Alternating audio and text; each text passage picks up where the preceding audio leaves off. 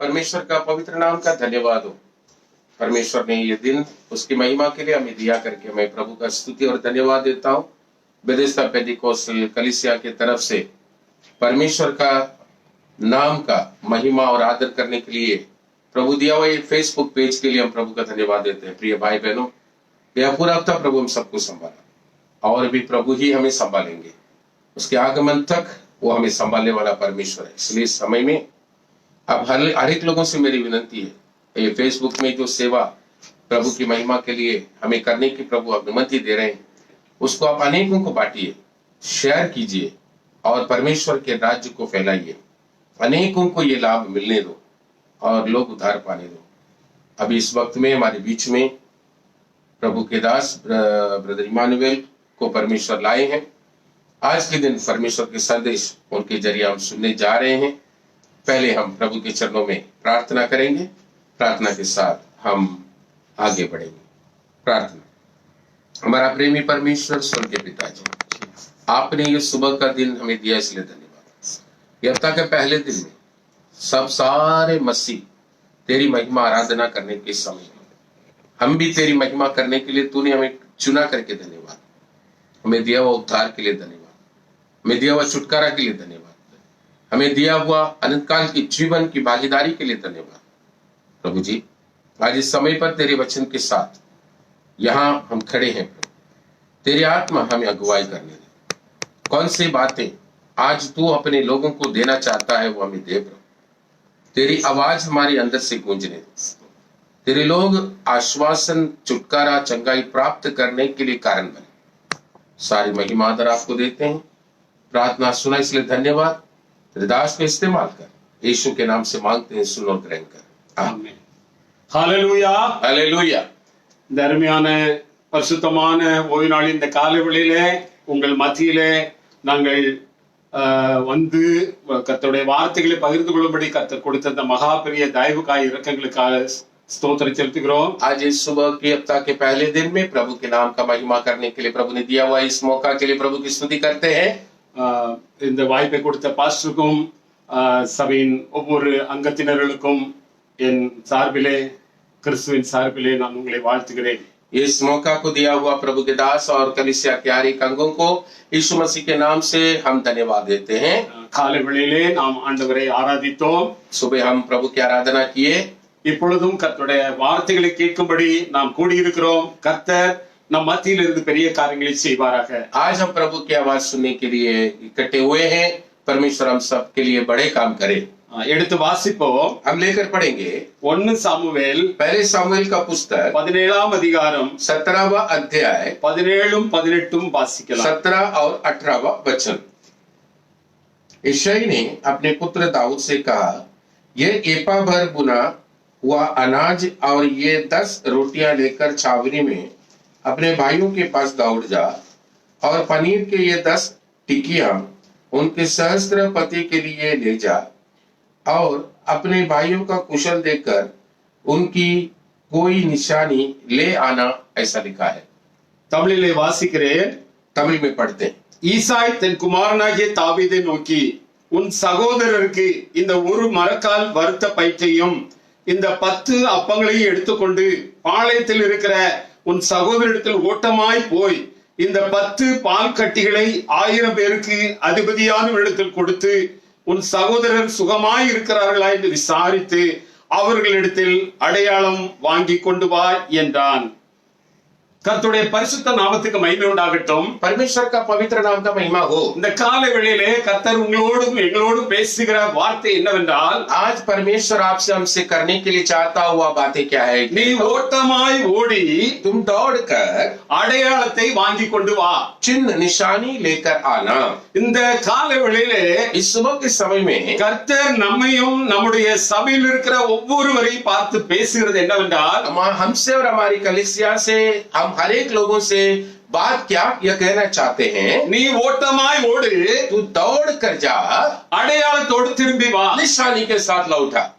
நம்முடைய ஓட்டத்திலே ஒரு அடையாளம் தேவை பிரியமானவர்களே। देखिए, हमारा दौड़ने में एक निशानी चाहिए।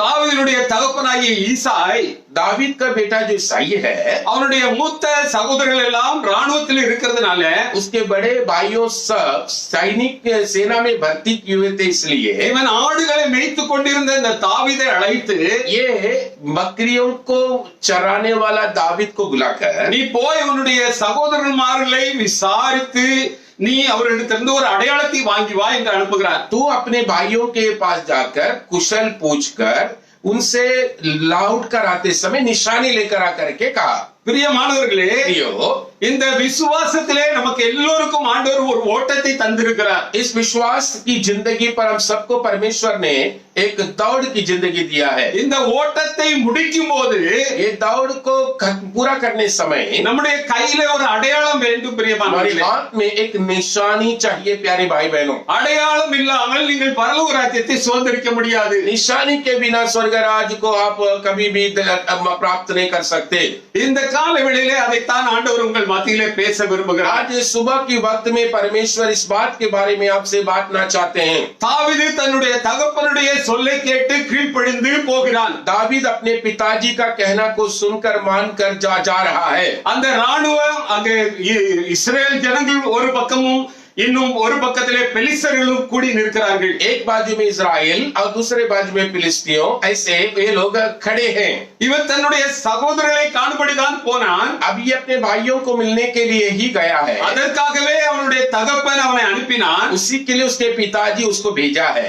அங்கே ஒரு திரள் கூட்டம் இந்த பக்கத்திலும் ஒரு திரள் கூட்டம் அந்த பக்கத்தில் நின்று கொண்டிருக்கிறது. एक बड़ा भीड़ एक बाजू, एक बड़ा भीड़ उस बाजू, इस तरह खड़े हैं। ஒரு பக்கம் தேவனாகிய கர்த்தருடைய ஜனங்கள், एक बाजू में परमेश्वर के लोग, இன்னொரு பக்கத்திலே கர்த்தருடைய விரோதிகளான சத்துருக்களின் கூட்டங்கள். और एक बाजू में परमेश्वर के विरोध रहने वाले शत्रुओं का भीड़। இங்கே இஸ்ரேல் ஜனங்களை தேவனுடைய ஜனங்களுக்கு தலைவனாக சவுல் ராஜா இருக்கிறார். इस्राएल लोगों के लिए उनके लिए एक राजा बनकर शाऊल है। அந்த பக்கத்திலே பெலிஸ்தர்களுக்கு தலைவனாக கோலியாத் என்கிற ஒரு ராட்சசன் நிற்கிறார். और फिलिस्तियों के लिए बोलकर वहां उनके लिए जो नेता बनकर खड़ा है गोलियत कहा हुआ एक राक्षसी इंसान। பிரியமானவர்களே, प्रिय भाई बहनों, இங்கே சவுல் ஒரு பயந்து ஒரு மரத்தின் கீழே உட்கார்ந்து கொண்டிருக்கிறார். शाऊल का हालत ऐसा है, डरे हुए एक झाड़ के नीचे बैठा है। கர்த்தரால் அபிஷேகம் பண்ணப்பட்டவன் தான், परमेश्वर से अभिषेक किया गया वो ही है, ஆனால் கர்த்தருடைய சித்தத்தை நிறைவேற்றாதபடியினால் அவருடைய அபிஷேகத்தை அவன் இழந்தான். प्रभु की मर्जी को वो न पूरा करने की वजह से उसके अभिषेक उसने खोया। அவனை விட்டு அபிஷேகத்தின் ஆவியானவர் கடந்து போய்விட்டார். उसके बाद में उसके अंदर से जो अभिषेक उससे निकल चला गया, அவனுக்குள் வேறொரு அசுத்த ஆவி வந்து தங்கினது. उसके अंदर और एक अशुद्ध आत्मा आकर रहना शुरू किया। ஆகையினால் அவனால் என்ன செய்ய முடியவில்லை, இந்த பெலிஸ்தரை எதிர்த்து நிற்க முடியாதபடி அவன் ஒரு மரத்தின் கீழே உட்கார்ந்து கொண்டு இருக்கிறார். इसलिए वो फिलिस्ती के विरोध में सामना कर न पाने के हालात पर झाड़ के नीचे आकर बैठा है। அந்த ராட்சசனாகிய கோலியா தினமும் வந்து என்னோடு யார் யுத்தம் பண்ணுவார்கள் என்று கர்ச்சிக்கிறார். और वो राक्षस जैसे बना हुआ जो गोलियात है, हर दिन गरज कर ये कहता था कि कौन है मेरे से लड़ने को तैयार है। சவுலும் சவுலோடு இருந்த ஜனங்களும் ராணுவ வீரர்களும் பயப்படுகிறார்கள். साउल के साथ के लोग, वहां के सेना के वीरों, सब लोग डरे हुए थे। சவுல் சொல்லுகிறான், யார் இவனை எதிர்த்து ஜெயிப்பார்களோ அவர்களுக்கு என் மகளை திருமணம் முடித்து கொடுப்பேன் என்று சொல்லுகிறார். साउल तभी ऐसा घोषणा किया कि जो इस व्यक्ति को मारकर जय दिलवाएगा उसको मैं मेरा बेटी शादी के लिए दे दूंगा। இந்த சூழ்நிலையில் தான் ஈசாய் தன் மகனை தாவீதை அனுப்புகிறான். ऐसे स्थिति था तभी ईसाई अपना बेटा दावीद को वहां भेज रहे हैं। தாவீது ஒரு அபிஷேகம் பண்ணப்பட்டவர். दावीद एक अभिषेक पाया हुआ व्यक्ति है। அவனை அங்க அனுப்பும் போதுதான் அங்கே தேவ சித்தம் அவனுடைய வாழ்க்கையிலே தொடங்குகிறது. उसको वहां भेजने के वक्त पर ही प्रभु की मर्जी उधर परमेश्वर प्रकट कर रहा है। அவன் அங்கு போய் அந்த காரியங்களை பார்க்கும்போது அவனுக்குள்ள இருந்த அந்த ஆவியின் அபிஷேகம் அவனுக்குள்ள ஒரு பராக்கிரமத்தை கொண்டு வருகிறது. जब वो जाकर उस संभव को देख रहा है तो उसके अंदर पवित्र आत्मा का अभिषेक एक बहुत बड़ा हिम्मत को उगा देते हैं। அவன் ராஜாவிடத்தில் போய் நான் இவனை ஜெயிப்பேன் என்று சொல்லுகிறான். वो राजा के पास जाकर मैं इसको हराऊंगा बोलकर वो कहता है। பிரியமானவர்களே, प्रियो, நம்மையும் தேவன் நேசிக்கிறார். हमें भी प्रभु प्यार करते हैं. நம்முடைய வீட்டிலும் கூட நாம் நம்முடைய பிள்ளைகளை அதிகமாய் அன்பு கூறுகிறோம். हमारे घर में भी हमारे बच्चों से हम ज्यादा प्यार करते हैं. ஆனாலும் तो भी தேவனுடைய சித்தம் என்று வரும்போது प्रभु की मर्जी जब होता है, அன்பை விட தேவ சித்தம் பெரியது பிரியமானவர்களே. प्यार से भी प्रभु की मर्जी बड़ी होती है. ஒரு வீட்டிலே சின்ன பிள்ளைகள் பிறந்திருக்கும் போது एक घर में जब छोटा बच्चे का जन्म होता है, அந்த பிள்ளைகளை அதிகமாய் நாம் நேசிக்கிறோம், அவர்களுக்கு முத்தங்களை கொடுக்கிறோம். उस बच्चे को प्यार ज्यादा करते हैं, चुंबन वगैरह देते हैं. ஒரு 6-7 வயசு வரும்போது 6-7 उम्र का जब होता है, அன்போடு கூட சில கண்டிப்புகளை வைக்கிறோம். प्यार के साथ में हम उसको कुछ शासन की बातों भी रखते हैं. அந்த வயதிலிருந்து அவர்களை படிக்க அனுப்புகிறோம். उसके बाद उसको पढ़ने के लिए भेजते हैं. அநேக காரியங்களை கற்றுக் கொடுக்கிறோம். बहुत से चीजों को सिखाते हैं. அநேக டிகிரிகளை வாங்குகிறார்கள். डिग्रियां वो लोग पाते हैं. அவர்களுக்கு अनेक தகுதிகள் வருகிறது. उसके बाद अनेक योग्यताएं उनमें आती है. ஆனாலும் அந்த தகுதிகளை கொண்டு அவர்களை நாம் மேன்மை பாராட்டுவதில்லை. परंतु योग्यताओं को रखकर हम उनको किसी बात की बड़ाई नहीं करते.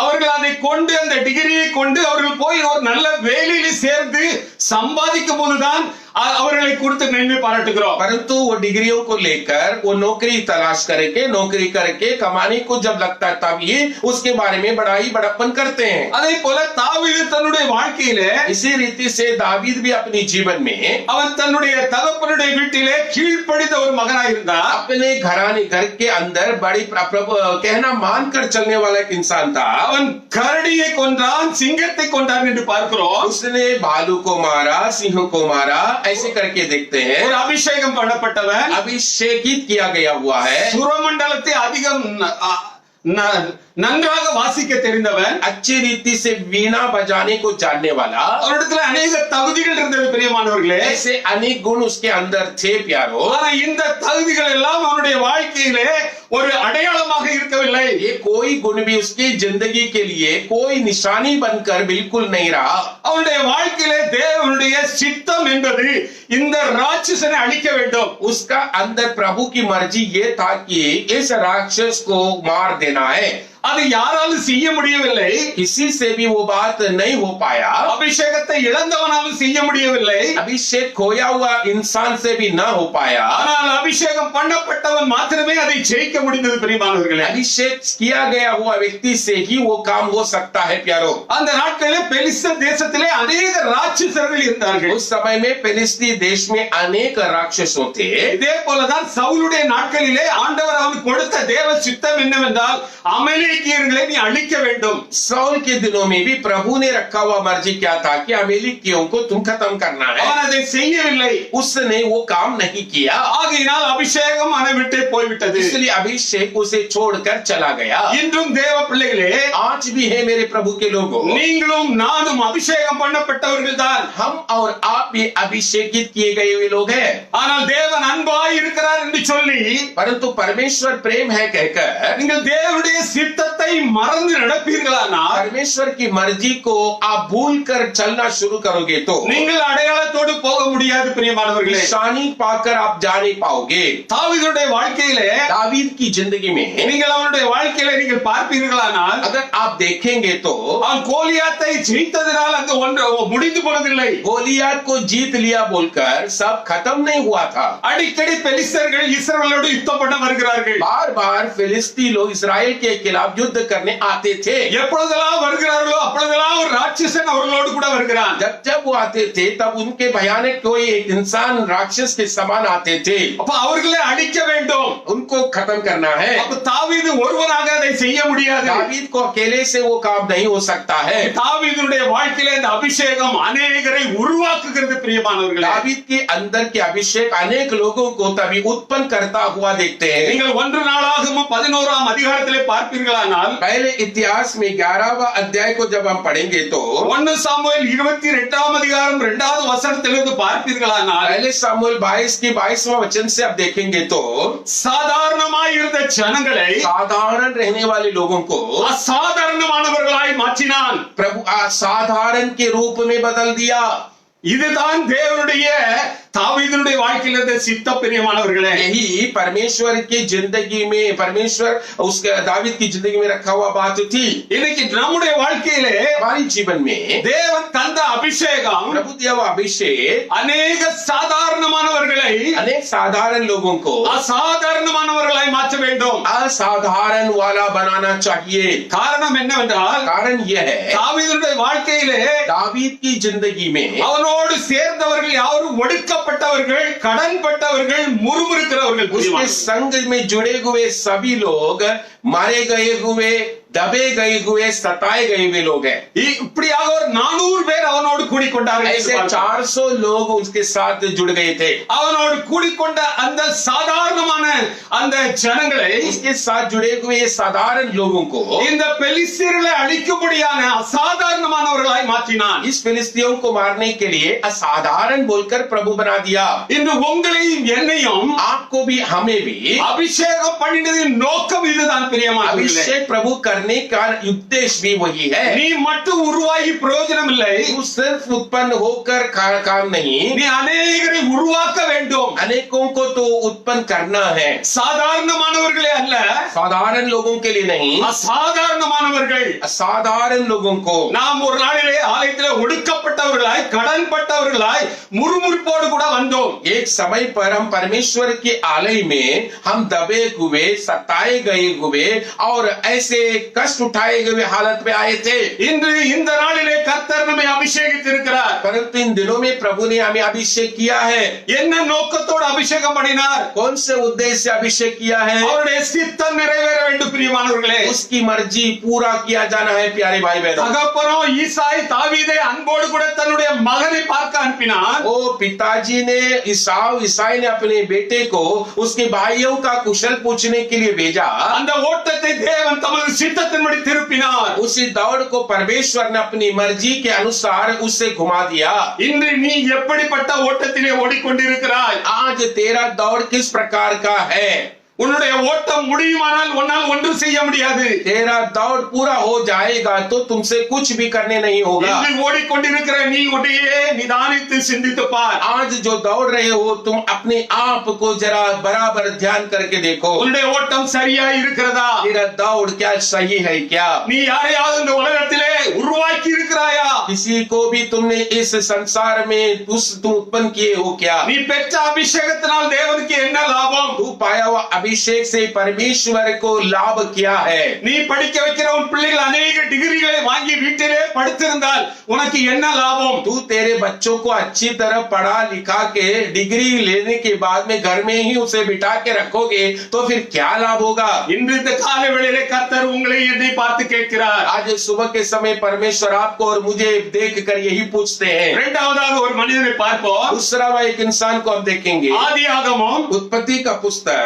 37ஆம் அதிகாரம் 37वां अध्याय 13-14 வசனங்கள். उसका 11-12वां वचन। அப்பொழுது இஸ்ரவேல் யோசேப்பை நோக்கி, உன் சகோதரர் சீகேமிலே ஆடுகளை மேய்க்கிறார்கள் அல்லவா, உன்னை அவர்களிடத்திற்கு அனுப்ப போகிறேன், வா என்றான். அவன் இதோ போகிறேன் என்றான். அப்பொழுது அவன், நீ போய் உன் சகோதரனுடைய சேமம் எப்படி என்றும் ஆடுகள் எப்படி இருக்கிறது என்று பார்த்து எனக்கு மறு செய்தி கொண்டு வா என்று அவனுக்கு சொல்லி எபிரோன் பள்ளத்தாக்கில் இருந்து அவனை அனுப்பினான். அந்தபடியே அவன் சீகேமுக்கு போனான். 12 और 13 वचन। उसके भाई अपने पिता 13-14। तब इस्राएल ने यूसुफ से कहा, तेरा भाई शकेम ही में भेड़ बकरी चरा रहे होंगे, इसलिए जा, मैं तुझे उनके पास भेजता हूं। उसने उससे कहा, जो आज्ञा मैं हाजिर हूं। उसने उससे कहा, जा अपने भाइयों और भेड़ बकरियों का हाल देख आ कि वे कुशल से तो है, फिर मेरे पास समाचार ले आ। இங்கேயே பார்க்கிறோம், इधर हम देखते हैं யாக்கோபு தன்னுடைய மகனாகிய யோசேப்பின் மேல் அதிக பிரியம் வைத்தவன். याकूब अपना बेटा यूसुफ में बहुत प्यार करता था, ஆனாலும் தன்னுடைய சகோதரனை காணும்படி அவனை அனுப்புகிறான். अपने भाइयों को जाकर मिलकर आने के लिए वो अपना बेटे को भेजता है। நீ போய் அவர்களை கண்டு மறு செய்தி கொண்டு வா என்று அனுப்புகிறான். उसको ऐसा कहकर भेजता है, जाकर मिलकर वहां से समाचार मेरे पास लेकर आना। தகப்பன் அனுப்பின அந்த ஓட்டத்திலே அவருடைய வாழ்க்கையில ஒரு திருப்புமுனையை கர்த்தர் கொண்டு வருகிறார். पिताजी ने भेजा हुआ उस बात में परमेश्वर उस यात्रा पर एक मोड़ लेकर आता है। ஏற்கனவே யோசேப்பின் மேல எல்லா சகோதரர்களுக்கும் கோபம். पहले से यूसुफ की आदत पर सारे भाइयों को बड़ा नाराजी है, गुस्सा भी है। இந்த அதிகாரத்திலே நீங்கள் 3ஆம் வசனத்திலிருந்து பார்ப்பீர்களானால் அவர்கள் மேல் அவர்களுக்கு பயங்கர கோபம். इस अध्याय का 3रा वचन से पढ़कर देखेंगे तो उन पर वे लोग बहुत क्रोधित थे, उसका कारण उधर लिखा गया है। முதலாவது வசனம் சொல்கிறது அவர்கள் அவனை பகைத்தார்கள். 3रा वचन ऐसा कहता है कि वे सब लोग उस यूसुफ के ऊपर गुस्सा थे, या तो वे लोग प्रतीति रखते थे। அவன் ஒரு நாள் ஒரு சொப்பனம் கண்டு அதை சகோதரர்களுக்கு தகப்பனுக்கு அறிவித்தார். एक बार उसने इसे एक सपना देखा और अपने पिता और भाइयों को ये बात बताया। அதற்கு பின்பு அதிகமாய் அவனை பகைத்தார்கள். उसके बाद उन लोगों को और नफरत बढ़ गई।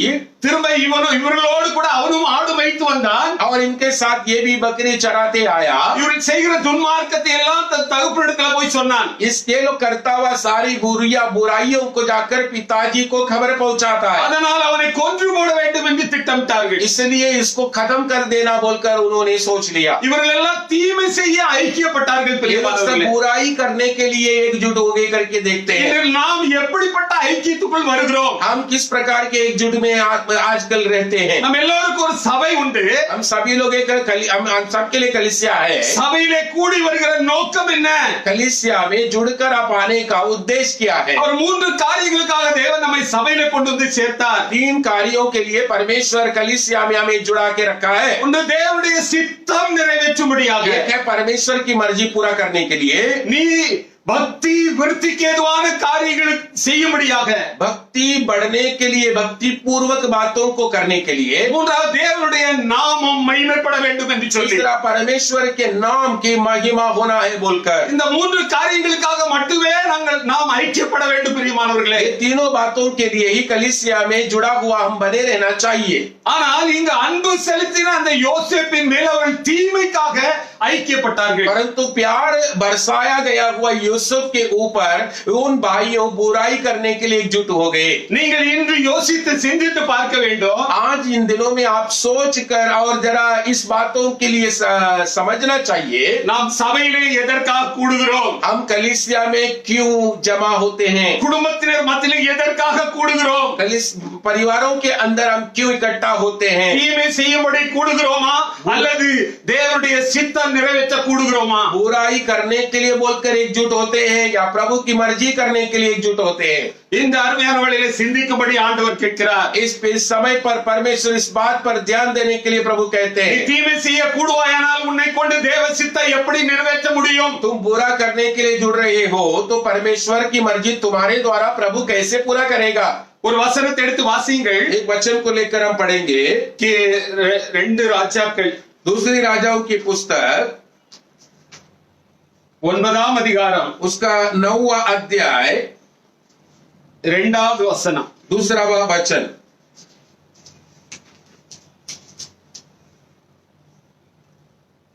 और वहां पहुंचकर येहू को जो यहोशापात का पुत्र और निमशी का पोता है ढूंढ लेना, तब भीतर जा उसको खड़ा कराकर उसके भाइयों से अलग एक भीतरी कोठरी में ले जाना। 11वां वचन भी हम पढ़ते हैं।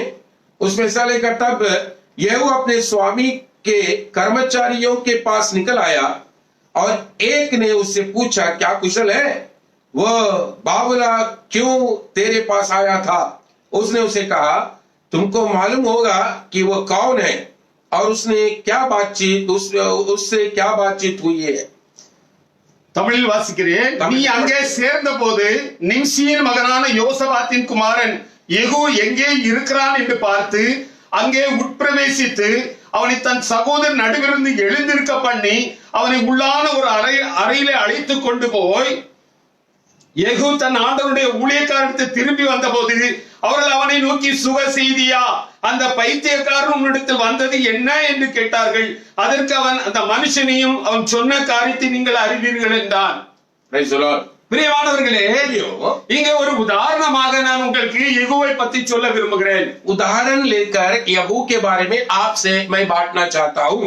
தீர்க்கதரிசியினிடத்தில் ஆண்டவர் பேசுகிறார். भविष्यद्वक्ता के पास प्रभु बात कर रहे हैं। யெகூவை போய் நீ அபிஷேகம் பண்ணு ராஜாவாக. यहू के पास जा और राजा के अभिषेक उसको दे।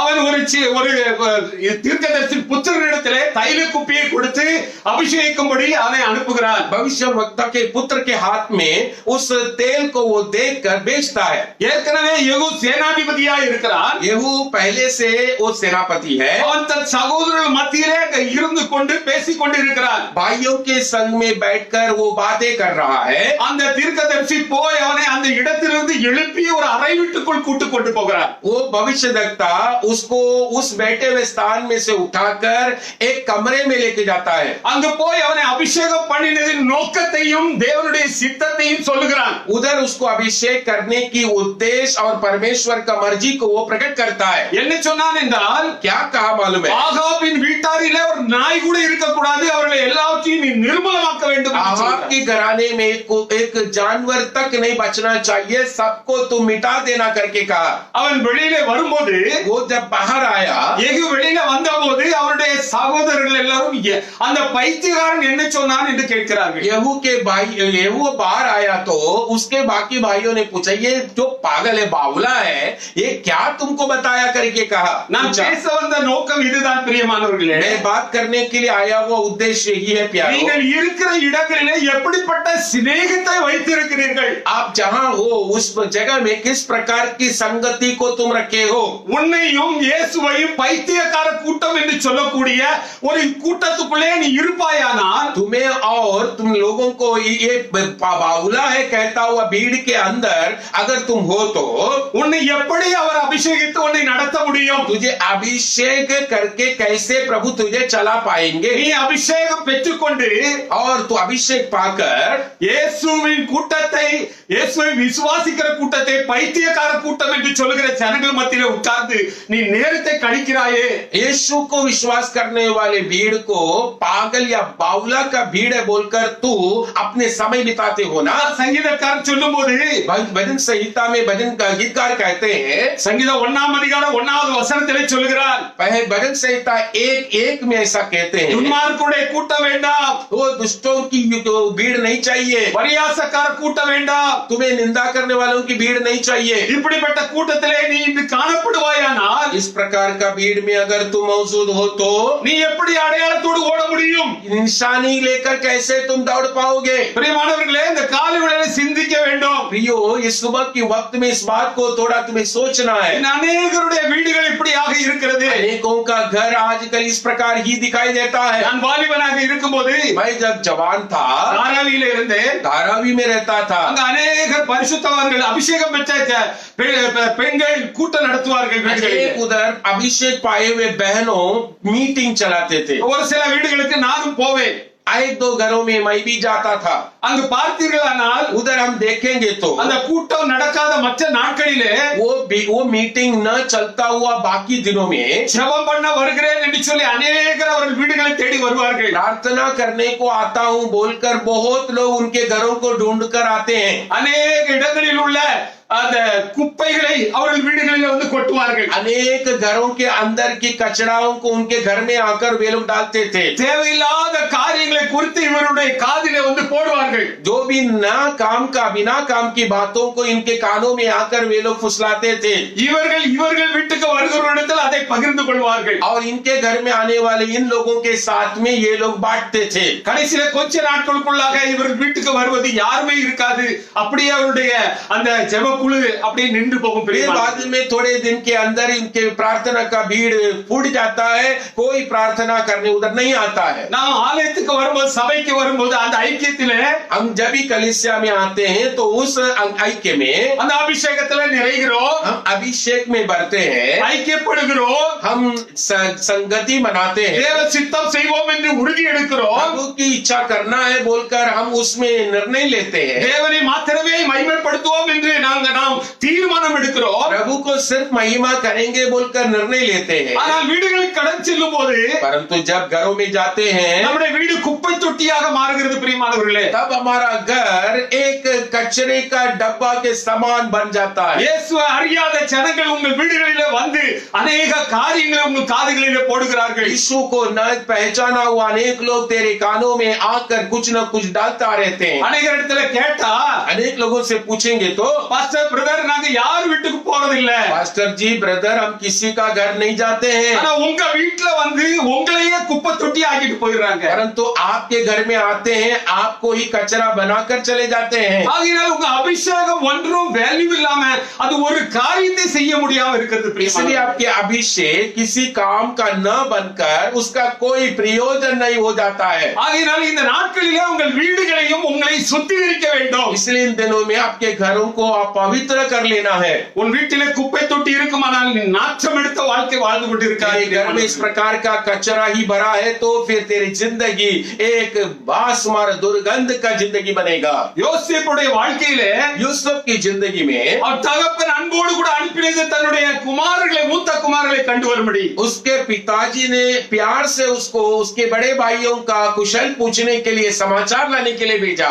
அவனையோ தேவன் தமது சித்தத்தின்படி நடத்தினார். तो उसको परमेश्वर ने अपनी मर्जी के अनुसार उसको मोड़ाया। என்ன சித்தம்? क्या था वो मर्जी? ஜீவ ரட்சணை செய்யும்படி, उनकी जान बचाने के लिए, அநேகர் अनेकों को बचाने के लिए, எல்லாருடைய ஜீவனுக்காக सारे लोगों की जिंदगी को அவனை எகிப்திலே அவனை கொண்டு போனார். मिस्र देश में उनकी जिंदगी बचाने के लिए प्रभु लेकर गया। அவன் அந்த அடையாளத்தோடு ஓடினபடியினால் निशानी पाकर वो दौड़ने के कारण அவன் நினைச்சிருந்தா திரும்ப அவன் தகப்பன் வீட்டுக்கு வந்திருக்க முடியும். अगर सोचा हो तो पिताजी के घर में लौटकर वो आ सकता था, ஏன்னா அவங்க அண்ணன்மாரெல்லாம் அவங்களுக்கு ஆகாரம் வேணும்னா எகிப்துக்கு போயிட்டு வந்துகிட்டு தான் இருந்தாங்க. क्योंकि उसके सारे बड़े भाइयों खाना भोजन के लिए अनाज के लिए वे लोग मिस्र देश जाते आते रहते थे।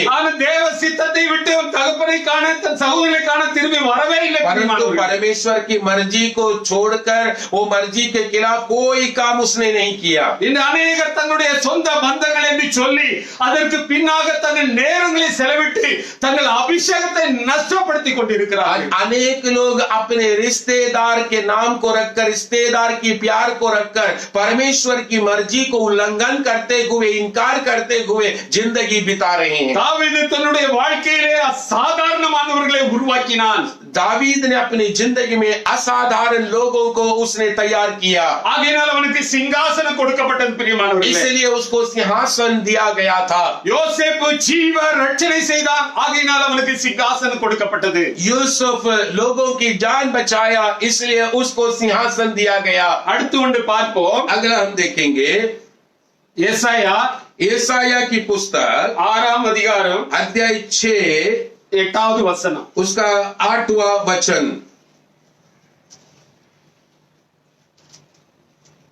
तब मैंने प्रभु का यह वचन सुना, मैं किसको भेजूं और हमारी ओर से कौन जाएगा? तब मैंने कहा मैं यहाँ हूं, मुझे भेज। கர்த்தருடைய நாமத்துக்கு மகிமை உண்டாகட்டும். प्रभु की नाम का महिमा होने दो। இந்த அருமையான வேளையிலே इस प्यारा समय में எங்க பிதாவானவர் தம்முடைய குமாரனை பார்த்து கேட்கிறார். पिता अपने पुत्र को देखकर ऐसे पूछते हैं, இயேசு உங்களையும் என்னையும் பார்த்து கேட்கிறார். यही बात यीशु मसीह आपको और हमको ये देखकर यही पूछते हैं, யார் என் காரியமாக போவார்? कौन मेरे काम को लेकर जाएगा? நான் யாரை அனுப்புவேன்? मैं किसको भेजूं? ஆண்டவர் இன்று உங்களை பார்த்து கேட்கிறார். परमेश्वर इस सवाल को आपसे पूछते हैं। ஹalleluya. हालेलुया। நீ எத்தனை பேர் ஆயத்தமாய் இருக்கிறீர்கள்? कितने लोग तैयार हैं? நீ ஓடிக்கொண்டிருக்கிறாயா? तू दौड़ रहे हो क्या?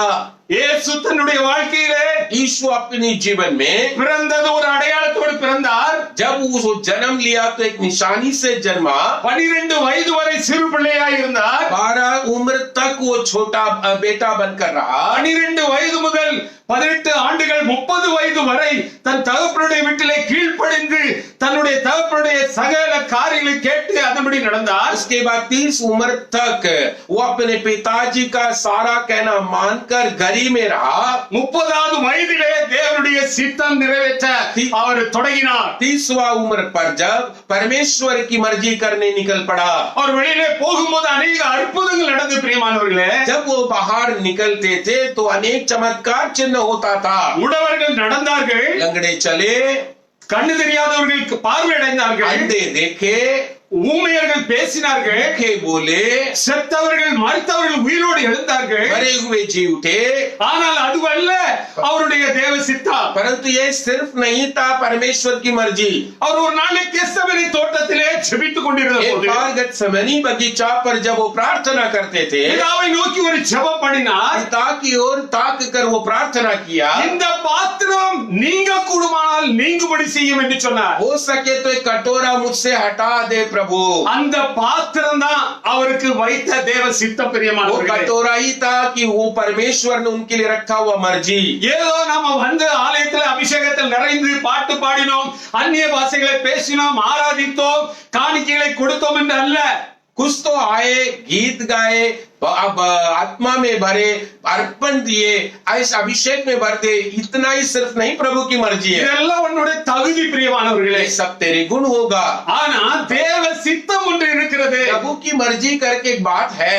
அந்த பாத்திரம் என்ன பாத்திரம் என்றால், वो कटोरा क्या कटोरा है? அவர் சிலுவையிலே மரிக்க வேண்டும், क्रूस में वो मरना है, உயிரோடு எழும்ப வேண்டும், जी उठना है, தேவனுடைய வலது பார்சத்தில் வீற்றிருக்க வேண்டும். पिता के दाहिनी ओर बैठना है. இதற்கு முன்பாக इसके पहले அவர் கொடுக்கப்பட்ட வேலை 4 வேலைகள். 4 किस्म की काम उनके पास सौंपा है. ஒன்று பாவத்தில் இருக்கிறவர்களை விடுதலையாக்க வேண்டும். एक है पाप में रहने वालों को छुटकारा देना है, இரண்டாவது இருளின் அதிகாரத்தில் இருக்கிறவர்களை விடுதலையாக்க வேண்டும். और दूसरा अंधकार के अधिकार के नीचे रहने वालों को आजादी देना है. மரண பயத்தில் இருக்கிறவர்களை விடுதலையாக்க வேண்டும். मृत्यु की भय के नीचे दबे हुए लोगों को छुटकारा देना है. இந்த பொல்லாத பிரபஞ்சத்தில் இருந்து ஜனங்களை விடுவிக்க வேண்டும். इस भयानक प्रपंच से लोगों को छुड़ाना है. இன்று உங்களையும் என்னையும் அழைத்த நோக்கம் இதுதான் பிரியமானவர்களே. आप और हमें प्रभु ने बुलाया हुआ उद्देश्य भी यही है प्यारो. நீ அபிஷேகம் பெற்றுக்கொண்டு பைபிள்களை படித்துக் கொண்டு வீட்டிலே இருக்கும்படியாக உன்னை அழைக்கவில்லை. तू अभिषेक पाकर बाइबल कॉलेज पढ़कर घर के अंदर ही तो दबकर बैठने के लिए प्रभु ने नहीं बुलाया तुझे. ஒவ்வொரு நாளும் கோடிக்கணக்கான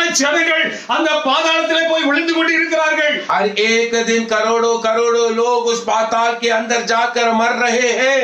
உனக்குள்ளே அந்த தேவ சித்தம் உனக்குள்ளே உணர்த்தவில்லையா? तेरे अंदर परमेश्वर की मर्जी क्या तुम्हें जगाता नहीं है क्या? ஒரு வசனம் சொல்லுகிறது, एक वचन कहता है, பரிசுத்த ஆவியானவரே விருப்பத்தையும் செய்கைகளையும் ஒவ்வொருடைய இருதயத்துக்குள்ளும் வைக்கிறார் என்று.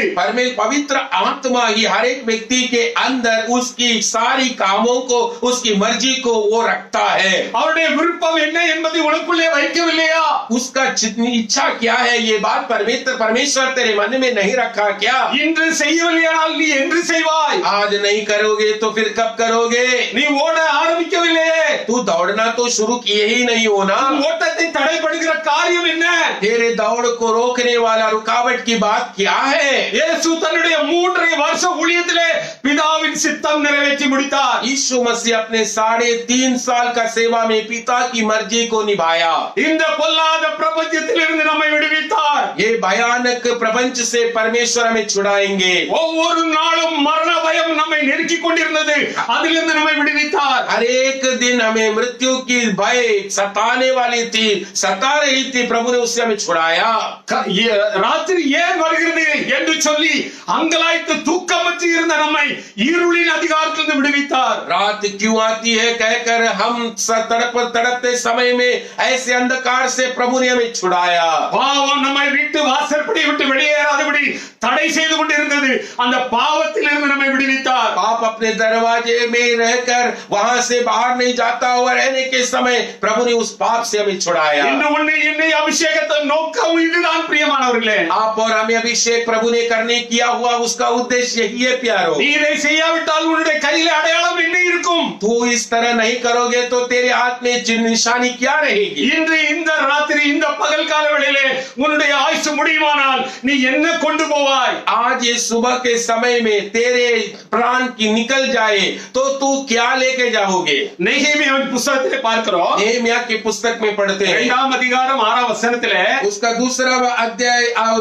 वचन 6 में அவனுடைய யூதேயா தேசத்தை குறித்த ஒரு பெரிய பாரம் அவனுக்குள் உண்டாயிற்று. यहूदिया देश के बारे में एक बहुत बड़ा बोझ उसके अंदर आ गया। அது அவனுடைய தேசம் மிகவும் மோசமான நிலையில் இருக்கிறதை நினைத்து அவனுடைய இருதயம் துக்கப்படுகிறது. उसका देश बड़ी भयानक बुरी हाल में रहते हुए देखकर उसको बड़ी दुख आ गया। அவன் ராஜாவிடத்தில் போய் விண்ணப்பிக்கிறார். वो राजा के पास जाकर विनती करता है, ராஜாவிடம் கேட்கிறார், என்னுடைய தேசத்துக்கு நான் போக வேண்டும் என்று சொல்லி. वो जाकर ऐसे कहता है कि राजा मुझे अपना देश में जाना है। அது தேவனுடைய சித்தமாய் இருந்த பிரியமானவர்களே, ये प्रभु का एक मर्जी थी प्यारो। அங்க போய் அங்க அலங்கத்தை கட்ட வேண்டும் நெகேமியா என்ற ஒரு திட்டம் இருந்தது.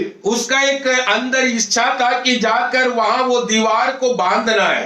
ராஜா கேட்கிறார், राजा पूछते நீ हैं, போயிட்டு வர எத்தனை நாள் ஆகும்? तू जाकर आने के लिए कितने दिन लगेंगे? இன்னும் உங்களை என்னை பார்த்து ஆண்டவர் கேட்கிற கேள்வி இதுதான். आज आप और हमें भी परमेश्वर पूछता हुआ सवाल यही है, நான் அபிஷேகம் பண்ணின என்னுடைய சித்தம் நிறைவேற்ற எத்தனை நாட்கள் உனக்கு ஆகும்? आओ मैं तुझे अभिषेक किया, मेरी मर्जी को पूरा करने के लिए बेटा अभी तेरे को कितने दिन लगेंगे? ஹல்லேலூயா. हालेलुया। அந்த நெகேமியா ஒரு குறித்த நாளை சொல்கிறான். नेहमिया एक दिन को कहता है, அது ராஜாவுக்கு பிரியமா இருந்தபடினால் राजा को वो जवाब अच्छा लगने की वजह से நீ போய் வா என்று அவனுக்கு விடுப்பு கொடுக்கிறார். उसको जाकर आने के लिए वहां वो परमिशन देता है। அதே போல எசேக்கியா ராஜாவை பார்க்கிறோம். उसके बाद एसेकिया राजा के बारे में देखते हैं, உன்னுடைய ஆயுள் முடிந்து போனதே என்று சொல்லும்போது तेरे उम्र खत्म हो गई करके कहते समय அவன் ஏங்கி ஏங்கி அழுகிறான். वो चिल्ला चिल्ला कर रोना शुरू किया। அவன் சொல்ல முடியல, இத்தனை நாட்கள் எனக்கு தாரும் என்று சொல்ல முடியவில்லை. उसको ऐसे बोलकर कहने के लिए नहीं जमा कि मुझे इतने इतने दिन दीजिए, ஆனால் அவனுக்கு ஆண்டவர் 15 வருஷங்களை கூட்டி கொடுத்தார். परंतु परमेश्वर ने उसको 15 साल बड़ा कर दिया। இன்று உங்களுக்கும் எனக்கும் ஆண்டவர் ஆயுசு நாட்களை கூட்டி கொடுத்திருக்கிறார் என்பதை மறந்து போகாதே பிரியமானவர்களே. आपको हमें परमेश्वर ने हमारी उम्र बढ़ा कर दिया है करके आप कभी भूलना नहीं प्यारो। இன்று நீ ஓடிக்கொண்டிருக்கிறாயா? आज तू दौड़ रहे हो क्या? இல்ல நீ தாமதித்துக் கொண்டிருக்கிறாயா? नहीं तो देरी कर रहे हो क्या? நீ தாமதமாக அல்லது மெதுவாக ஓடினால் நீ ஒரு நாளும் அடையாளத்தோடு போக முடியாது பிரியமானவர்களே. अगर तुम देरी करोगे और धीमी से दौड़ोगे तो कभी भी तुम निशानी नहीं प्राप्त करोगे। கர்த்தருடைய நாமத்துக்கு மகிமை உண்டாகட்டும். प्रभु के नाम की महिमा हो। இன்று நீ ஓட வேண்டியது வேகமாக ஓட வேண்டிய நாட்கள். ये दिनों जो तुम दौड़ना है तेज से दौड़ने के दिन है। நம்முடைய சபையில ஒரு எழுப்புதல் வர வேண்டும் பிரியமானவர்களே. कलीसिया में एक बहुत बड़ा बेदारी आना है प्यारो। அது வேற ஒருவர் மூலமாக நமக்கு வர வேண்டிய அவசியம் இல்லை. और किसी से वो आने की जरूरत नहीं है। நம்முடைய சபையிலே நம்மை அபிஷேகித்திருக்கிறார். हमारे कलीसिया में उसने हमें अभिषेक किया है। நமக்குள் இருக்கிற அபிஷேகம் நம்ம ஒவ்வொருடைய குடும்பங்களையும் எழுப்புதலுக்கு நேராக நடத்த வேண்டும். हमारे अंदर की अभिषेक हर एक परिवार के अंदर एक बहुत बड़ा बेदारी पर उनको चलाना है। ஒரு சின்ன ஸ்டோரி உண்டு. एक छोटा सा कहानी है। முயலும் ஆமையும் ஓட்ட பந்தயத்துல ஓடிக்கொண்டிருக்கிறது. एक है खरगोश और जो प्रभु की स्तुति हो, दूसरा जो है टॉर्टॉइस जो होता है वो कछुआ, इन दोनों का शरीयत हुई थी। இந்த ரெண்டு ஓடுது. ये लोग दोनों दौड़ते समय முயல் நினைக்கி ஆமை எங்க ஓடிடும் சொல்லி அது கொஞ்சம் தூரம் வேகமா ஓடி போய் படுத்து தூங்கிச்சு. खरगोश ने थोड़े दूर दौड़कर इस तरह सोचा, वो कछुआ जो इतना धीमी दौड़ता है कैसे मुझे पार करके आगे भागेगा बोलकर एक झाड़ के नीचे सो गई। ஆமை முன்னால போய் அது பரிசை பெற்றுக் கொண்டது. परंतु कछुआ वो आगे बढ़कर अपनी बख्शिश पा लिया। இனி உங்களுடைய வாழ்க்கையிலும் आपके जीवन में இவன் ஓடிக்கிட மாட்டான், அவன் ஓடிக்கிட மாட்டான், இவங்க ஓடிக்கிட மாட்டாங்கன்னு சொல்லி நீ தூங்கி கொண்டிருக்கிறாயா? क्या तू इस तरह सोचकर सो रहे हो क्या? ये कितना दिन दौड़ेगा, वो कितना दिन दौड़ेगा, ये कहां दौड़ने वाला है, इस तरह बोलकर तू सो रहे हो क्या?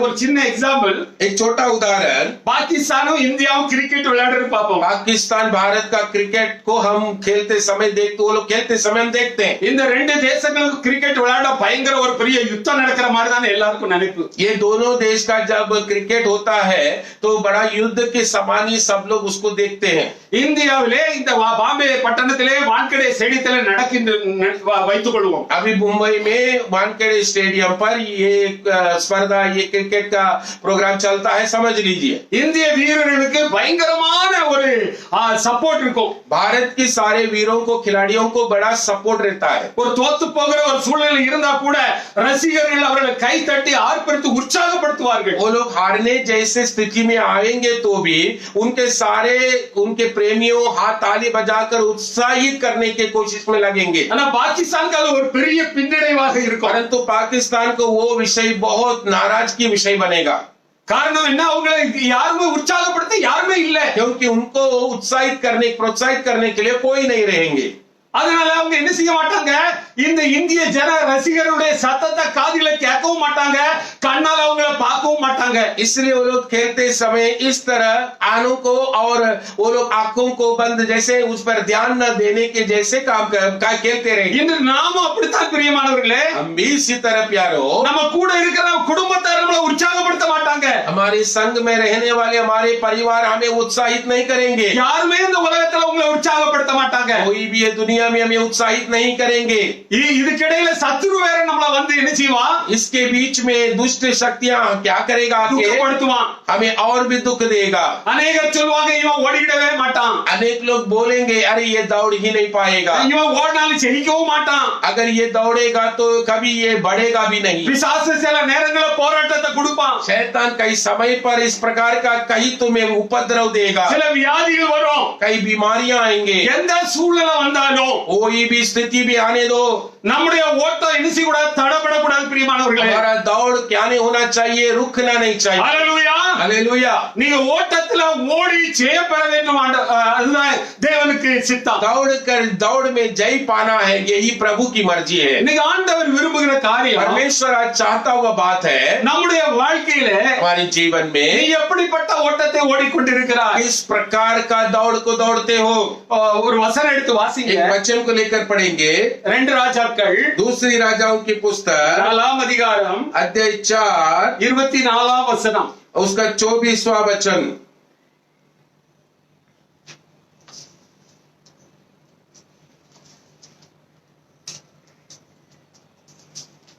तब उस स्त्री ने गदी पर काटी बांधकर अपने सेवक से कहा, हाके चल और मेरे कहे बिना हाकने में ढिलाई न करना.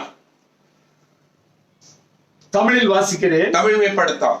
கழுதையின் மேல் சேணம் வைத்து ஏறி தன் வேலைக்காரனை நோக்கி, இதை ஓட்டி கொண்டு போ, நான் உனக்கு சொன்னால் ஒழிய போகிற வழியில் எங்கும் ஓட்டத்தை நிறுத்தாதே என்று சொல்லி புறப்பட்டார். आमीन. இந்த அருமையான வசனத்திலே நாம் பார்க்கிற காரியம் என்னவென்றால், इस वचन के अंदर हम क्या पढ़ते हैं? இந்த சூனேம் ஊராளகிய ஒரு ஒரு நல்ல வசதி உள்ள ஒரு பெண், ये सुलेम गांव की अच्छा एक स्थिति वाली एक औरत. இந்த வீட்டிலே எலிசா போய் அடிக்கடி அங்க தங்குவான். ये घर में एलिशा बार बार रहते थे. அவருடைய வீட்டிலே தங்கும் போது அவனுக்காக அவனோட மேல் அறையிலே ஒரு வீட்டை கட்டி கொடுத்திருந்தார்கள். उस स्त्री ने उसके घर के ऊपरी मंजिल पर एक कमरा बांध कर दी थी. அவன் ஊழியத்துக்கு வரும்போதெல்லாம் அங்கே இளைப்பாறுவான். वो सेवा के लिए जब वहां आया करते थे तो उस कमरे में विश्राम करते थे. ஒரு நாள் திடீரென்று யோசித்தான், இந்த சூனேம் ஊரு அந்த பெண்ணுக்கு ஏதாவது நாம் உதவி செய்ய வேண்டும் என்று கூப்பிட்டான். एक बार ऐसे उन्होंने सोचा कि इस स्त्री को इतना मदद करने वाली को मैं कुछ मदद करना है. அவளுக்கு குழந்தை இல்லை என்பதை அறிந்தான். उसको बुलाकर पूछा तो जान लिया कि उसको संतान नहीं है.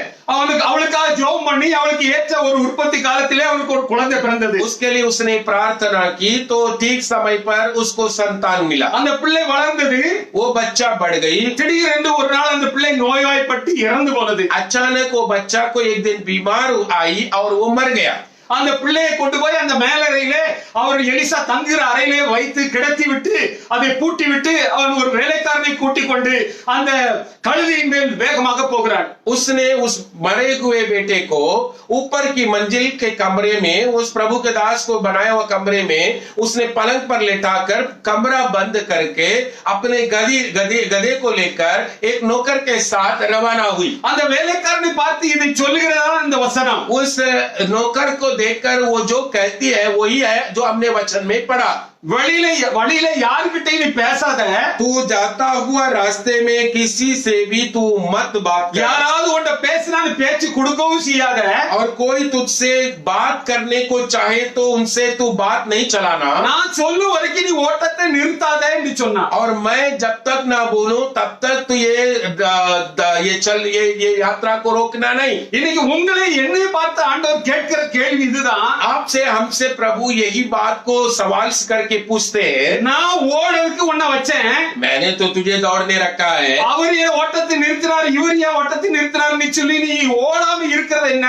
वो दौड़ क्यों बंद किया, इसने क्यों दौड़ना बंद किया बोलकर तू अपना दौड़ को क्यों बंद कर रहे हो? எபிரேயர் 12:1 இதைத்தான் சொல்கிறது. इब्रानियों 12वां अध्याय का पहला वचन यही बताता है। விசுவாசத்தை துவக்கிறவரும் विश्वास की शुरू करने वाला, முடிக்கிறவருமாகிய विश्वास का अंत करने वाला இயேசு கிறிஸ்துவை நோக்கி यीशु मसीह को देखकर அவர் நியமித்த ஓட்டத்திலே उसने ठहराया हुआ दौड़ में பொறுமையோடு ஓடு என்று சொல்லி வேதம் சொல்கிறது. धीरज से दौड़ो करके लिखा है। இன்னைக்கு आज அநேகர் விசுவாச நல்ல அபிஷேகம் பெற்றவர்கள், अभिषेक पाए हुए लोग தன்னுடைய குடும்பத்தார் சொற்களை கேட்டு परिवार के लोगों का कहना सुनकर அநேகர் தங்கள் ஓட்டத்தை நிறுத்தி விடுகிறார்கள். दौड़ को बंद करके रखे हैं, அல்லது தாமதமாக ஓடுகிறார்கள். नहीं तो दौड़ने में दिक्कतों के साथ दिक्कत करते हुए रोक रहे हैं। அவங்க அப்படிதான் சொல்லுவாங்க. वो लोग ऐसे ही बोलेंगे, இங்க பாரு இவங்க எல்லாம் கிறிஸ்தவங்க தான், இவங்க எல்லாம் எவ்வளவு மெதுவா ஓடிட்டு இருக்காங்கன்னு சொல்லுவாங்க. देखो ये लोग भी मसीह लोग हैं, कैसे दौड़ते देखो करके बताएंगे। அவர்கள் பாதைகளை திருப்பி விடுகிறார்கள். वो लोग इस तरह रास्ता मोड़ लेते हैं। இந்த சூனியர்களுக்கு ஒரே ஒரு லக்கு தான், इस स्त्री को एक ही उद्देश्य है, தன்னுடைய மகனுடைய ஜீவனை பெற்றுக்கொள்ள வேண்டும். उसका बेटा का जान वापस उसको मिलना चाहिए। பிரியமானவர்களே, உங்களை எண்ணி ரட்சித்த தேவன், हे प्यारो, आपको और हमें उद्धार जिस प्रभु ने किया है, உங்களை எண்ணுகிற அபிஷேகித்த தேவன் आपको और हमें जिस प्रभु ने अभिषेक किया है, உங்கள் ஜீவனை பெற்றுக்கொள்ளும்படிதான் ஓட வைத்திருக்கிறார். आपकी जीवन को प्राप्त करने के लिए ही दौड़ने रखा है। இந்த ஜீவனுக்காக நீங்கள் ஓடவில்லை ஆனால் इस जीवन के लिए अगर आप दौड़ोगे नहीं तो உங்கள் வாழ்க்கையில பிரயோஜனம் என்ன? आपकी जीवन में क्या प्रयोजन होगा? பவுல் சொல்லுகிறார், प्रेरित पौल कहते हैं, நான் ஓடினதும் मैं जो दौड़ा हूँ நான் பிரயாசப்பட்டதும் और जो परिश्रम मैंने किया हूँ வீணாகாதபடிக்கு व्यर्थ वो न ठहरे, इसलिए எண்ணிக்கை உள்ளவர்களுக்கே சொன்னேன் என்று சொல்லுகிறார். हर एक व्यक्ति को मैंने इस बात को कहा करके कहा। நீ எல்லா இடத்திலும் போய் இயேசு சொல்ல வேண்டிய அவசியம் இல்ல. तो कि सबको जाकर यीशु के बारे में बोलने की जरूरत नहीं। யாருக்குள்ள ஆண்டவர் விருப்பத்தையும் வாஞ்சி வைத்திருக்கிறாரோ, செய்கை வைத்திருக்கிறாரோ அவர்களுக்கு போய் சொல்லு. जिसके अंदर परमेश्वर ने वो मर्जी, वो चाहत और प्यास रखा है, उनको जाकर तू बोल। பவுல் சொல்லுகிறார், पौल कहते हैं, நான் நல்ல போராட்டத்தை போராடினேன், मैं अच्छा कुश्ती लड़ा, விசுவாசத்தை காத்துக்கொண்டு विश्वास को मैंने संभाल लिया, எனக்காக ஒரு கிரீடம் காத்திருக்கிறது. मेरे लिए एक मुकुट इंतजार करती है। நீங்களும் நான் சொல்ல முடியுமா பிரியமானவர்களே? आप और हम ऐसे बोल पाएंगे क्या? எனக்காக ஒரு கிரீடம் காத்திருக்கிறது. मेरे लिए एक मुकुट इंतजार करता है बोलकर। உன் கிரியைகள் எப்படி இருக்கிறது? मेरी क्रियाएं किस प्रकार है? உன் அபிஷேகம் எப்படி இருக்கிறது? मेरी अभिषेक किस प्रकार है? அது பக்திக்கு விருத்திக்கான காரியங்களை செய்கிறதா? भक्ति को बढ़ाने जैसा कामों वो करता है क्या? தேவ சித்தம் செய்கிறதா? प्रभु की मर्जी वो करता है क्या? உன்னுடைய ஓட்டம் தேவனுடைய நாமத்தை மகிமைப்படுத்துகிறதா? प्रभु के नाम का महिमा तेरे दौड़ में हो रही है क्या? நீ என்ன காரியத்துக்காக ஓடிக்கொண்டிருக்கிறாய்? क्या सोच कर किस काम के लिए दौड़ रहे हो? நீ ஏன் இந்த உலகத்தை, இந்த பொல்லாத உலகத்தை ஜெயிக்கவில்லையானால் वही अगर ये भयानक बुरा दुनिया को जीत नहीं पा रहे हो तो நீ யாரை ஜெயிக்க வைக்க முடியும்? किसको, किस बात पर तू जय पाने पाएगा? யாரை உருவாக்க முடியும்? किस लोगों को तैयार कर पाओगे? பிரியமானவர்களே, இயேசு இந்த பூமியிலே பிதாவின் சித்தத்தை நிறைவேற்றினார். यीशु ने इस पृथ्वी में पिता की मर्जी को निभाया। அந்த யோசேப்பு தன்னுடைய பிதாவின் சித்தத்தை நிறைவேற்றினார். यूसुफ अपने पिता की मर्जी को निभाया। அந்த நம்ம தாவீதை பார்க்கிறோம். दावीद को देखे, முதலாவது அவன் அபிஷேகத்தினாலே அந்த கோலியாத் என்கிற ராட்சசனை அழித்தான். पहले उसने अभिषेक के द्वारा उस गोलियत बोला हुआ राक्षस को मिटाया। அதற்கு பின்புதான் சாதாரணமானவர்களை உருவாக்கினார். उसके बाद में साधारण लोगों को उसने तैयार कराया। நீங்களும் நானும் अनेகரை உருவாக்க வேண்டும் பிரியமானவர்களே. आप और हम भी अनेकों को तैयार करना आना है प्यारे। நம்முடைய வாழ்க்கையிலே ஆண்டவர் விரும்புகிற காரியங்களை செய்யுங்கள். हमारे जीवन में प्रभु चाहता हुआ कामों को करेंगे। எவ்வளவோ ஜனங்கள் இன்று அந்த இருளான அதிகாரத்துக்குள் காணப்படுகிறார்கள். अनेक लोग आज अंधकार के उस अधिकार के नीचे दबे हुए हैं। உனக்கு தந்த அபிஷேகத்தின் நோக்கத்தை முதலாவது நீ அறிந்து கொள். तुझे प्रभु दिया हुआ अभिषेक का उद्देश्य क्या है, ये बात को तू जान ले। அந்த யோசேப்புடைய வாழ்க்கையில வந்த அந்த ஐக்கியம், அந்த தீமைப்பட்ட சகோதரனுடைய ஐக்கியம், यूसुफ के जीवन में उसके भाइयों के जो एकजुट होना बुरा विषय के लिए जो थी, அந்த தகப்பன் அவனுக்கு கொடுத்திருந்த அந்த நல்ல அந்த பலவர்ணமான அங்கியான அந்த வஸ்திரத்தை கிழிக்க வைத்தது பிரியமானவர்களே. उसका पिताजी ने उसको खरीद कर उसको बना के दिया हुआ वो सुंदर वस्त्र को फाड़ने लगा दिया। எல்லா பிள்ளைகளோட அவனிடத்தில் அன்பு அதிகமாய் வைத்திருந்தார். सारे बच्चों से उस पर ज्यादा प्यार उसने किया था। அதுதான் அவருடைய சகோதரனுக்கு அதிகமான கோபத்தையும் பகை உண்டாக்கினது. यही बात उसके भाइयों को उसके ऊपर बड़ा नफरत को उत्पन्न करवाया। இன்று பிரியமானவர்களே நம்முடைய வீட்டில கூட பார்க்கலாம். हमारा जीवन में भी प्यारो हम ऐसे देखते हैं। எந்த பிள்ளைகள் அதிக உண்மையை தாய் தகப்பனிடத்தில் வெளிப்படுத்துதோ அந்த பிள்ளைகளிடத்தில் தாய் தகப்பன் அதிகமாய் நேசிப்பார்கள். जो बच्चा अपने सच्चे बातों से माँ बाप के साथ में बताकर रहता है, वो माँ बाप उसी बच्चे से ज्यादा प्यार करते हैं। மற்ற சகோதரர்கள் தங்கள் வாயினால் தன் தகப்பனிடத்தில் பேசினார்கள். बाकी भाइयों ने अपने मुंह से ऐसे बात बताया, ஆனால் யோசேப்பினுடைய இருதயம் தன் தகப்பனிடத்தில் பேசினார். परंतु यूसुफ के मन भाई अपने पिताजी से बात करता था। இந்த ஆண்டவர் நம்மை பார்த்து கேட்கிறது வாயின் வார்த்தைகள் அல்ல, இருதயத்தில் இருக்கிறதை தான் ஆண்டவர் கேட்கிறார். आज परमेश्वर हमसे यही पूछता है, तेरे मुंह से निकलने वाली नहीं, तेरे मन से निकलने वाली बात क्या है। அவருடைய வஸ்திரத்தை யாராவது போட முடிந்ததா? उसके वस्त्र को कोई पहन पाता था, सकता था क्या? அதை அவர்களும் அனுபவிக்கல, அவர் சகோதரனை அனுபவிக்க விடல, அதை கிழித்து போட்டார்கள். वो उसके भाइयों ने भी नहीं उसको अनुभव किया, ना उसको अनुभव करने दिया, उन्होंने फाड़ डाला। இன்னைக்கு எத்தனையோ அபிஷேகம் பண்ணப்பட்டவர்கள், कितने लोग इस तरह अभिषेक पाए गए हुए लोग, தங்களுடைய சொந்த பந்தங்கள் குடும்பங்கள வழக்கு கோர்ட்டு அங்கே இங்கேயுமா எத்தனையோ பேர் அலைந்து கொண்டிருக்கிறார்கள். अपने रिश्तेदारों के वजह से कोर्ट कचहरी में कितने दौड़ रहे हैं। இதை நான் எப்படி விட முடியும்? ये हम कैसे छोड़ेंगे? இது எப்படி என்னால இழக்க முடியும்? ये कैसे हम नष्ट करें, नष्ट हो जाएगी। இன்னும் அந்த யோசேப்புக்கு விரோதமாய் தீமை செய்த அந்த சகோதரர்களைப் போலவே இன்று அபிஷேகம் பண்ணப்பட்ட அநேகர் வாழ்க்கையிலே காணப்படுகிறது. यूसुफ के खिलाफ में एकजुट होकर बुरा करने के लिए जुड़े हुए लोगों के समान अनेक लोग जुड़कर काम में लगे हुए हैं। कि நம்முடைய வாழ்க்கையிலே எப்படிப்பட்ட அபிஷேகம்? हमारे जीवन में किस प्रकार का अभिषेक है? அந்த ஜீவனுள்ள தேவன், वो जीवित परमेश्वर। அந்த அபிஷேகம் பெரும்படியாக நீ எவ்வளவு அழுதாய், वो अभिषेक प्राप्त करने के लिए तू कितना रोए, எவ்வளவாய் ஒப்பு கொடுத்தாய், कितने तक तू समर्पण किए, உன் வாழ்க்கை அதற்கு முன்பாக எப்படிப்பட்டதாய் இருந்தது? तेरी जिंदगी उसके पहले कितना कैसा तरह का था? ஒரு நாற்றம் எடுத்த வாழ்க்கை, बांस पर मारने वाला एक जिंदगी, அருவருக்கப்பட்ட வாழ்க்கை, इनकार नफरत किया जाने जैसा जिंदगी। இவெல்லாம் இந்த உலகத்துல வாழலாமா என்று சொல்லி அநேகர் நம்ம காது கேட்க பேசினார்கள். अनेक लोग तेरे कान सुनने जैसा बोले कि ऐसा जिंदगी काय के लिए जी रहे हो। இந்த உலகம் நம்மை அருவருத்து கைவிட்டது. ये दुनिया हमें नफरत किया, छोड़ दिया। ஒன்றுமில்லாத ஒரு சூழ்நிலையில நாம் வாழ்ந்து கொண்டிருந்தோம். कुछ भी नहीं रहता हुआ एक जिंदगी जी रहे थे। இன்னைக்கு நமக்குள்ள இருக்கிற அபிஷேகம் தான் நம்மை வாழ வைத்துக் கொண்டிருக்கிறது. आज हमारे भीतर में रखा हुआ अभिषेक हमें जीने जे रहा है। இந்த அபிஷேகம் இல்லாம நம்ம வாழ்க்கையில ஒன்றுமே செய்ய முடியாது इस பிரியமானவர்களே. अभिषेक ना हो तो तुम तुम्हारी जिंदगी में कुछ नहीं कर सकते हो। அதனாலதான் சீஷர்களிடத்தில் இயேசு சொன்னார், इसलिए शिष्यों को देखकर यीशु ने कहा, நான் போவது உங்களுக்கு நல்லது, मैं जब जाता हूँ तो ये तुम्हारे भला का कारण होगा। வேறொரு தேற்றவாளனை உங்களுக்காக அனுப்புவேன், और मैं एक तसल्ली देने वालों को तुम्हारे लिए भेजूंगा। அவர் உங்களுக்கு பிரயோஜனமானவைகளை போதிப்பார். वो तेरे जरूरत की बातों को तुम्हें वो बताएगा। இந்த உலகத்திலே பிரயோஜனமானவைகளை நமக்கு யார் சொல்லி கொடுப்பா பிரியமானவர்களே? इस संसार में हमारी जरूरत की बातों कौन बता कर देंगे? ஒரு காரியத்தை சொன்னா அதுக்கு விரோதமா குழிய வெட்டிடுவாங்க நமக்கு. कोई अगर कुछ बात कहे तो उसके खिलाफ गड्ढे खोद जाते हैं। எந்த ஒரு ரகசியத்தை யார்கிட்டயும் சொல்ல முடியல இப்போ. कोई गुप्त बात किसी से हम नहीं बांट पाते हैं। அந்த அபிஷேகத்தின் ஆவியானவர் நம்ம கூட இருக்கிறதுனாலதான் इस प्रकार अभिषेक की आत्मा हमारे अंदर रहने के कारण நமக்கு பிரயோஜனமானவைகளை போதிக்கிறார், கற்றுத்தருகிறார். हमारी प्रयोजन की बातों को वो हमें सिखाता है, बताता है। இந்த அபிஷேகத்தின் ஆவியானவரை நீங்க துக்கப்படுத்தாதீங்க. உட்காராதீங்க. इस अभिषेक किया हुआ इस आत्मा को कभी दर्द दुख नहीं देना। இன்றே எழும்புங்க. अभी ही उठ जा। அந்த யெகூ அந்த இடத்தை விட்டு எழும்புன பிறகுதான் அவருக்குள்ள அந்த ராஜரீக அபிஷேகம் கிரியை செய்தது. येहू उस जगह से उठने के बाद ही राज की अभिषेक उसके ऊपर कार्य करने में शुरू हुई। இந்த உலகத்துல பைத்திய கூட்டங்கள் ஏராளம் உண்டு. इस संसार के अंदर बावला भीड़े बहुत है। அந்த கூட்டத்தின் மத்தியிலே போய் உட்காராதீங்க. उन भीड़ों के बीच में जाकर तू नहीं बैठना। பிரயோஜனமானவர்களை போதிக்கிற பரிசுத்த ஆவியானவரோட ஒரு ஐக்கியத்தில் வாருங்க. तेरे जरूरत की बातों को सिखाने वाला पवित्र आत्मा के साथ जुड़ने के लिए चले आओ।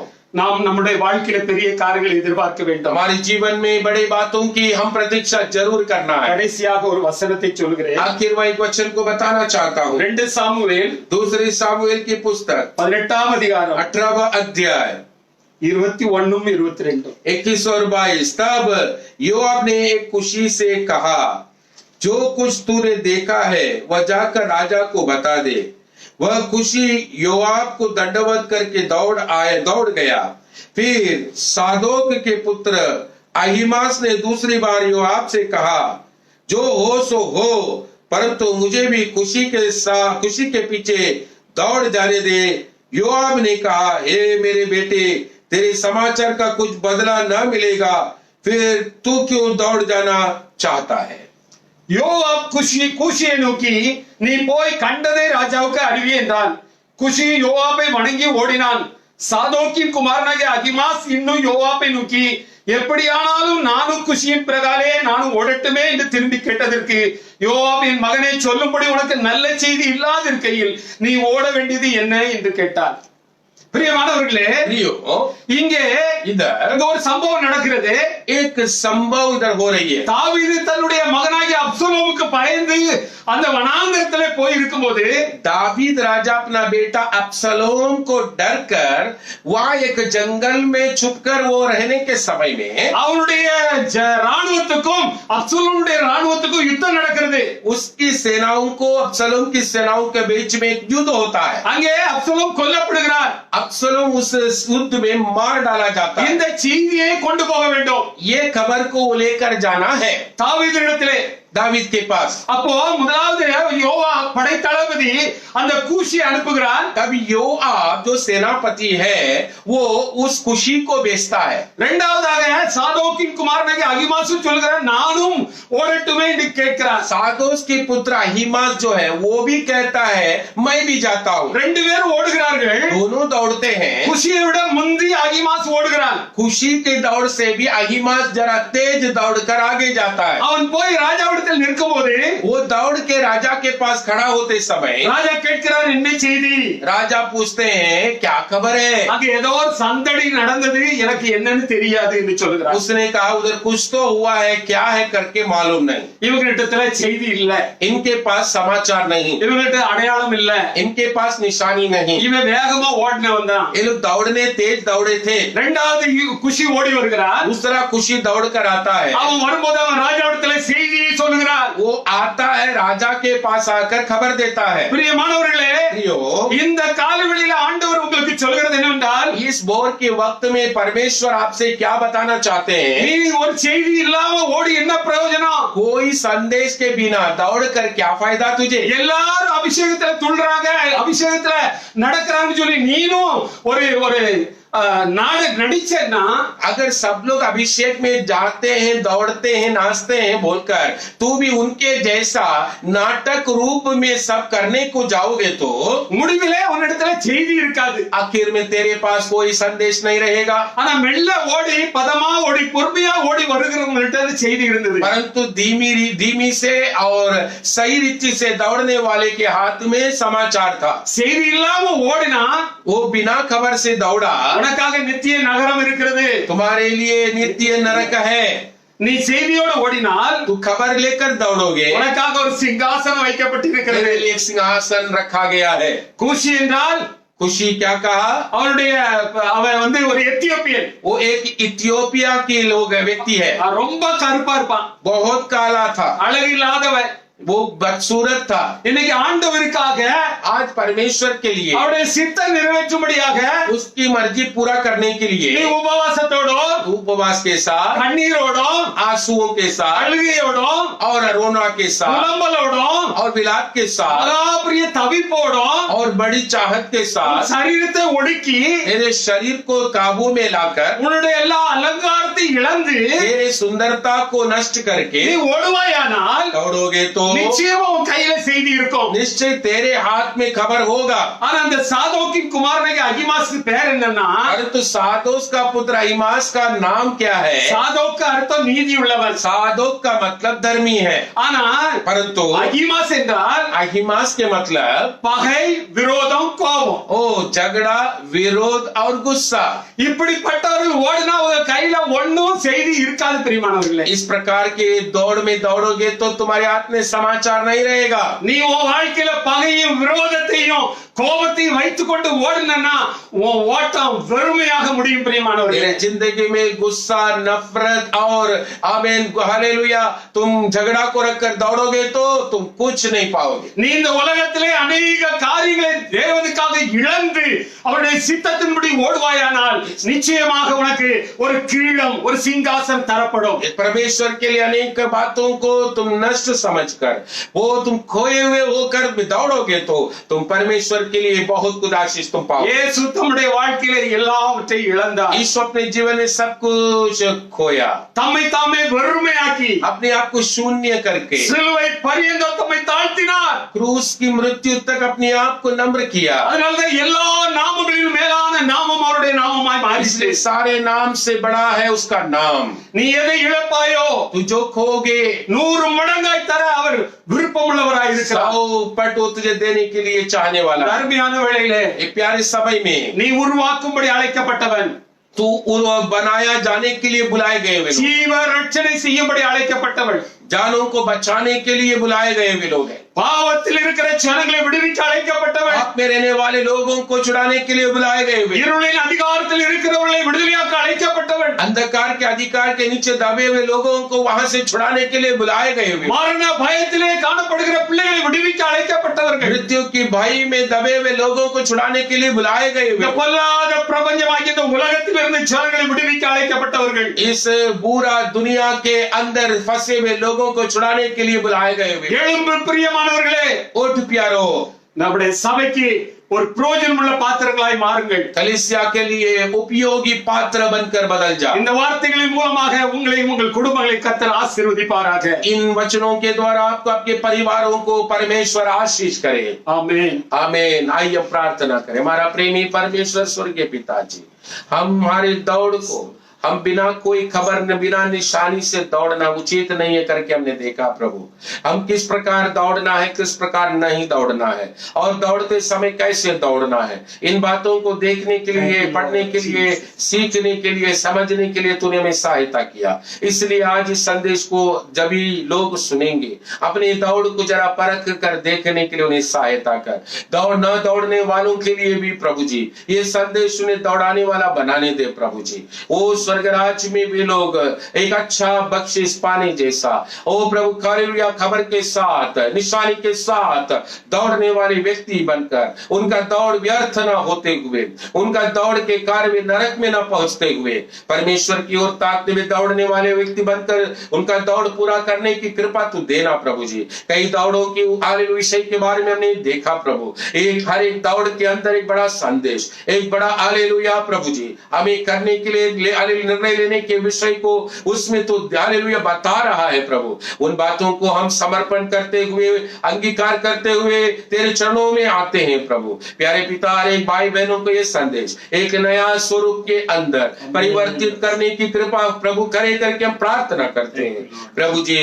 आज ये प्रार्थना हम करने के समय में हमारे देश को तेरे चरणों में रखते हैं। हमारे देश की सारी अवस्था बदल रहा है इसलिए धन्यवाद, और भी तो बदल देगा करके धन्यवाद। सारी देश हालेलुया लोगों जगह की मंडलियों को प्रभु तू खोलने वाला खुदा, इसलिए धन्यवाद। आराधना स्थलों को प्रभु तू खोलेगा करके धन्यवाद। हर एक भाई बहन बच्चों को तू बचा रहा है, इसलिए धन्यवाद प्रभु जी। ये कोरोना बीमारी की सारी दबाव जल्द से जल्द ओ इस दुनिया संसार से निकल जाने के लिए तेरे चरणों में विनती करते हैं। तेरी इच्छा पूरी हो, तेरी मर्जी पर हम सबको ले चल। आज तेरे दास को इस्तेमाल किया करके हम धन्यवाद देते हैं। पवित्र आत्मा तू हमें चलाता है, चलाते रहना, तेरी मर्जी पूरा करते रहना, स्वर्गराज के लिए हमें तैयार कराना, प्रभु के आगमन के लिए हमें तैयार कर। प्रभु आशीष कर, प्रार्थना सुना, इसलिए धन्यवाद। सारी महिमा आदर मन आपको देते हुए यीशु मसीह का पवित्र बेटा नाम से मांगते हैं, सुनो ग्रहण कर। आमीन आमीन आमीन आमीन।